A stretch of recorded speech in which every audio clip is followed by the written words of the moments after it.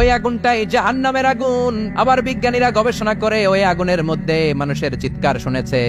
এজন্য হাদিসে এসেছে আল্লাহর ওলিরা মুমিন বান্দারা মারা গেলে তাদের রূহগুলো আকাশে চলে যায়, ইল্লিনে চলে যায়। আর কাফের মুশরিক আর নাস্তিক গুলো মারা গেলে তাদের আত্মাগুলো পৃথিবীর মাঝখানে সিজ্জিনে চলে যায়। ওই সিজ্জিনের ভেতরে আগুন আছে না নাই? ইউনাইটেড স্টেটস অফ আমেরিকার নেভাল একাডেমির সায়েন্টিস্টরা এই আয়াতের উপর রিসার্চ করেছে যে সাগরের ভেতরে আবার এই ঠান্ডা পানির ভেতরে আবার উত্তপ্ত আগুনের লাভা আসলো থেকে। রিসার্চ করার জন্য তারা সাগরের ভেতরে পাইপ ঢুকিয়েছে। পাইপ ঢুকাতে ঢুকাতে অনেকগুলো লেয়ার তারা পার করেছে। রূপান্তর শিলার স্তর, পাললিক শিলার স্তর, আগ্নেয়গিরির শিলার স্তর, মার্বেল পাথরের অনেকগুলো শিলার স্তর বেরিয়ে যাওয়ার পরে তারা পাইপ ঢুকানোর পরে দেখতে পেয়েছে পাইপগুলো গলে যায়। পাইপগুলো কি হয়? তার মানে ভিতরে কি আছে?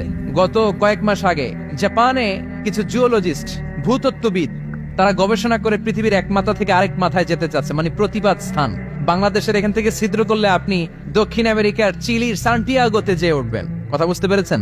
তার মানে বাংলাদেশের প্রতিবাদ স্থান হচ্ছে দক্ষিণ সাউথ আমেরিকার চিলির সান্টিয়াগো। আবার ইন্ডিয়া থেকে ছিদ্র করতে করতে পৃথিবীর আরেক মাথা দিয়ে উঠবেন। সুবহানাল্লাহ বলেন। এটা তারা শুরু করেছে কিন্তু এখনো সফল হয় নাই। ইউএস এর নেভাল একাডেমির সায়েন্টিস্টরা পাইপ ঢুকাতে ঢুকাতে দেখে একটা পর্যায় শেষে পাইপ আর ঢুকানো যায় না। পাইপগুলো পৃথিবীর ভেতরে যেতে যেতে গলে গলে পানি হয়ে যায়। এই রিসার্চ প্রজেক্টের যিনি চিফ, উনি বললেন bring the water proof pipe from America. আমার এমন পাইপ লাগবে গবেষণা করার জন্য যে পাইপ আগুনে জ্বলে না। আল্লাহ কোরআনের মধ্যে ফুটন্ত টকবগে সাগরের কসম খেয়েছেন। আল্লাহ বলেছেন ওয়াল বাহারিল মাসজুর।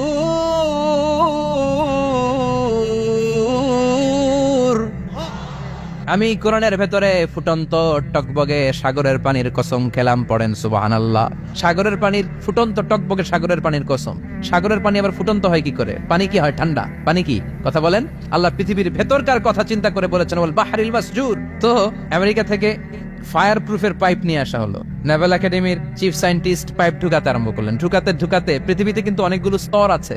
এই যে বালু মাটি, সব কিন্তু বালু মাটি নয়। আপনি খুঁড়তে খুঁড়তে পেয়ে যাবেন পাললিক শিলা, এরপরে রূপান্তরিত শিলা, এরপরে মার্বেল পাথরের শিলা, এরপরে শুরু হবে গরম আগ্নেয়গিরির শিলা।